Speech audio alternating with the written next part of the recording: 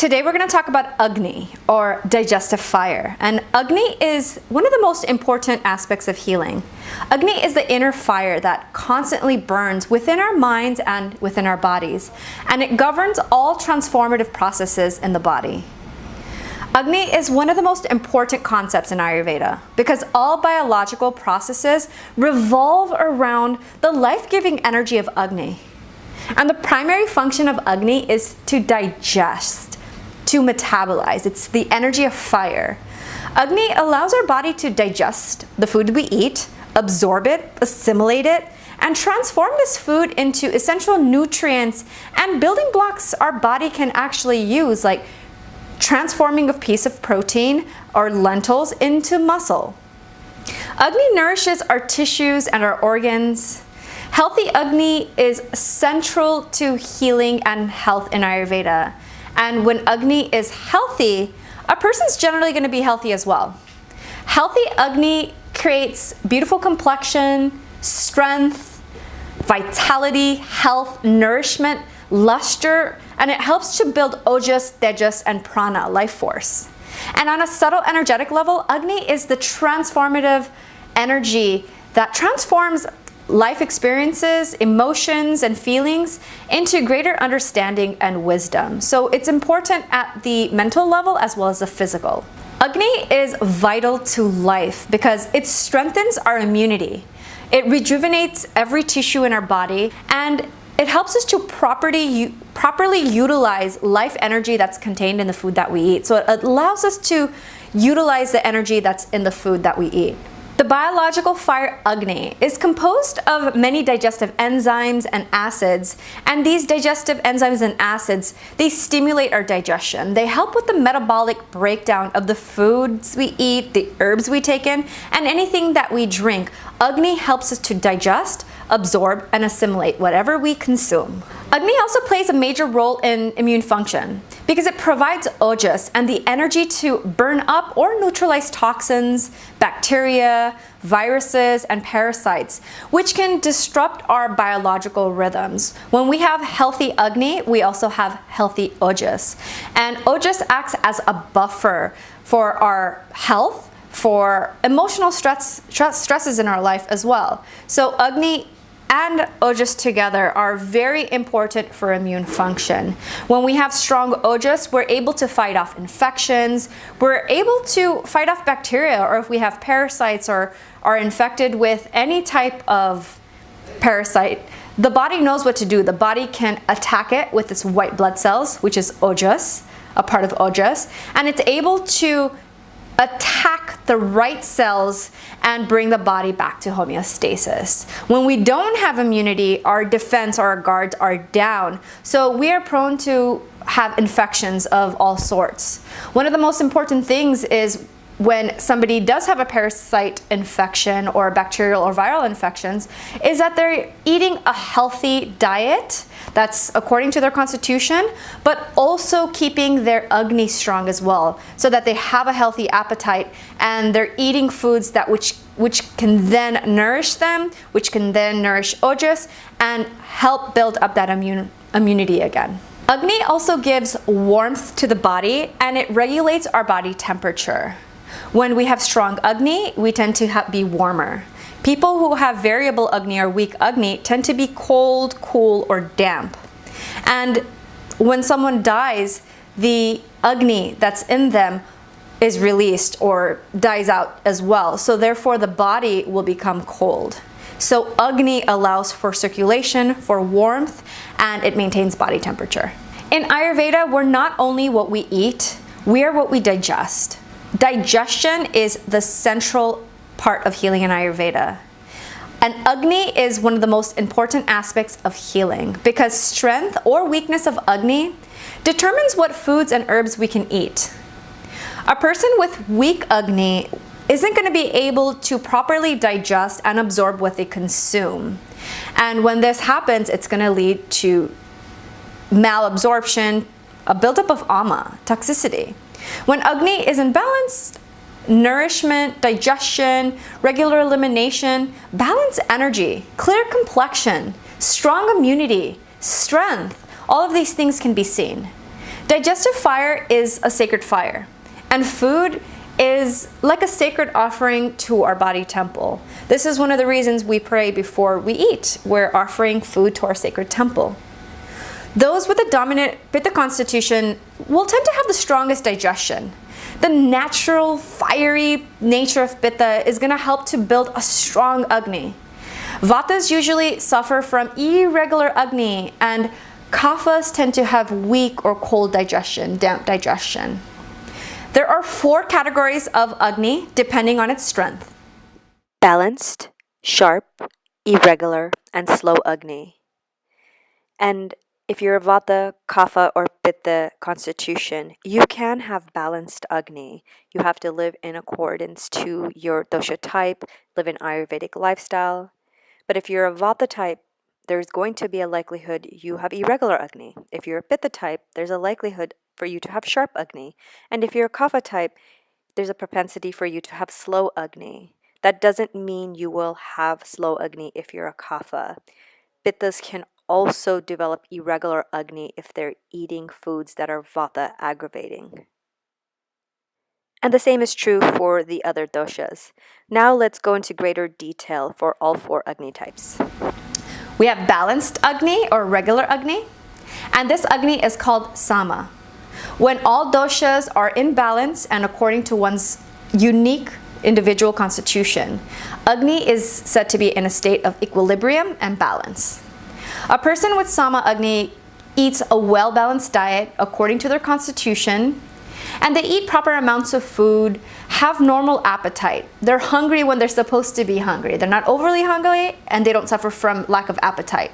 They have perfect metabolism, and they have healthy elimination, daily bowel movements. These type of people will tend to live balanced lives and exercise regularly, and they're going to live a life in accordance to their constitution and also sleep well.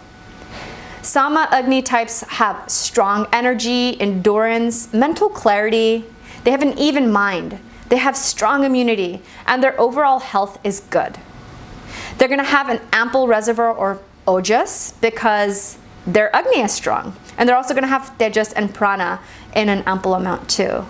Agni gives zest for life. It gives direction, purpose, right understanding, confidence, courage. Agni gives fearlessness. It also helps people have more intelligence, patience, and it gives people stability. Agni, at a spiritual level and a subtle level, it's the fire of attention, our attention, and also our awareness. Things like meditation, yoga, even-minded thinking can help to build a healthy Agni. Irregular metabolism is called Vishama Agni.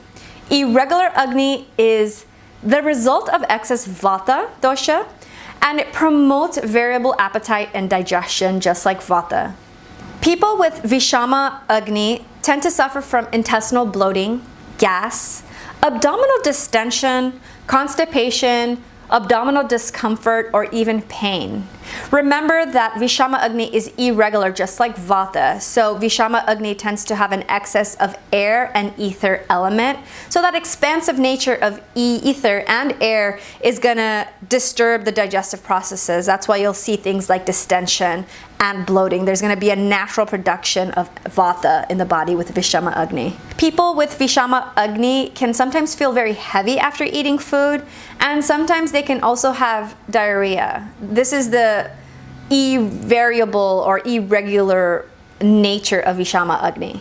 The cold, mobile, and airy nature of Vata can sometimes lead to dry skin, cracking in the joints, arthritis, insomnia, and spasms, too much movement. So irregular Agni tends to lead to nervous system disorders like anxiety, fear, feelings of ungroundedness. These are all common with Vishama Agni.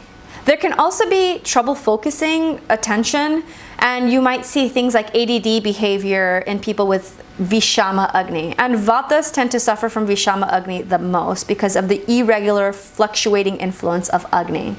You can also see things like depression, hopelessness, excessive talkativeness. Next, we have Tikshna Agni, or sharp digestion. Sharp digestion is caused by excess pitta-like qualities. So there's going to be hot, liquid, sharp, sour, pungent, penetrating, and these are going to cause hypermetabolism. This type of Agni is sharp. This Agni is intense, and it's going to quickly burn up food, water, energy, and it's going to lead to frequent desires to consume large amounts of food and drink, because that Agni is going to burn up everything that that person consumes, so they're going to need more and more energy. They can suffer from inflammation, hyperacidity, hypoglycemia, low blood sugar, and inflammatory conditions like colitis. These type of individuals, you're going to see excess secretions of stomach acids that can lead to ulcers, heartburn, nausea, vomiting, acidic type of vomiting, and other inflammatory disorders. And on a mental level, Tikshna Agni can lead to a fiery personality, and one can be hypercritical of themselves, of others. They can be very quick to anger. They can become vengeful, envious, jealous, and also they're very sharp with their tongue. Weak metabolism is called Manda Agni. Kapha dosha is correlated with weaker types of digestion because of the cold, heavy, damp, and slow qualities that are associated with Kapha's dominant element, earth and water. Earth and water are both cold, slow, and damp, so those qualities are going to be evident in a slow Agni. These qualities literally dampen the digestive fire and almost put it out. Think of a campfire. When you add too many thick logs, especially if they're damp, onto the fire, there isn't enough space for air and prana to properly circulate in that fire and kindle it. Fire needs air, and when you have Manda Agni, there's going to be a stagnation, a heaviness to digestion, so there's not going to be free movement of Agni. In the same way, heavy foods can disturb the digestive system. A person with Manda Agni is going to have low appetite, a craving for sweet, hot, and spicy, and sometimes even dry foods. Their skin has a very distinct, cool, clammy, and sticky feel to it. They can't properly digest even healthy meals and easy to digest meals. They're going to suffer from lethargy, excessive sleep, general malaise and fatigue, and you often see them feeling nausea, vomiting, but it's going to be a mucousy type of vomiting, excess salivation, a heaviness in the stomach no matter what they eat or even when they're not eating. And you can also see congestion in the lungs or congestion in the sinus cavities. On a mental level, the sticky nature of kapha, it's going to lead to possessiveness, greed, holding on to past emotional hurts, and all kinds of behaviors surrounding attachment. It's that sticky nature of kapha. You'll also see things like depression or even stagnation in life. The main causes of weak Agni are not eating or living a lifestyle according to your dosha. So not eating according to your dosha.